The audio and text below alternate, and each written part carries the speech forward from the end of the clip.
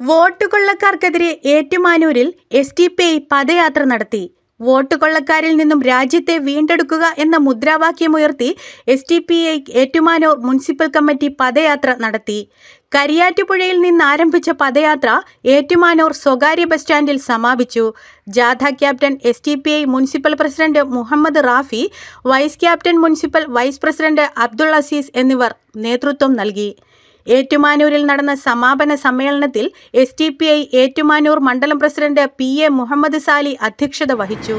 ഈ പദയാത്രയിലെ സ്വാഗതം പറയുന്നതിലേക്കായി പദയാത്രയുടെ സമാപന സമ്മേളനത്തിൽ സ്വാഗതം പറയുന്നതിലേക്കായി municipal committee vice president Abdul അസീസിനെ ക്ഷണിച്ചുകൊള്ളുന്നു. മണ്ഡലം സെക്രട്ടറി മുഹമ്മദ് ബഷീർ ഉദ്ഘാടനം ചെയ്തു. അട്ടിമറി നടക്കാതെ ഏതൊരു ഗവൺമെന്റും 5 വർഷം ഈ രാജ്യം ഭരിച്ചു അല്ലെങ്കിൽ ഒരു സംസ്ഥാനം ഭരിക്കുമ്പോൾ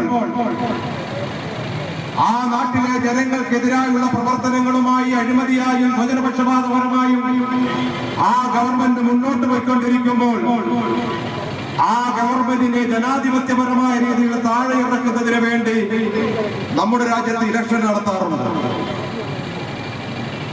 അതുകൊണ്ട് ഏതൊരു ഭരണകൂടത്തിനും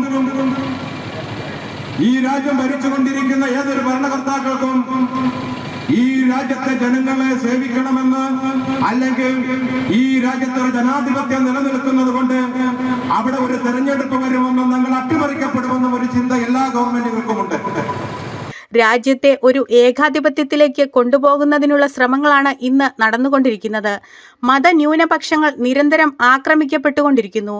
കുത്തകകളുടെ നിയന്ത്രണത്തിലാണ് രാജ്യഭരണം നടക്കുന്നതെന്നും നാട്ടിൻപുറങ്ങൾ പോലും കുത്തകകൾ കൈയടക്കിയെന്നും അദ്ദേഹം പറഞ്ഞു.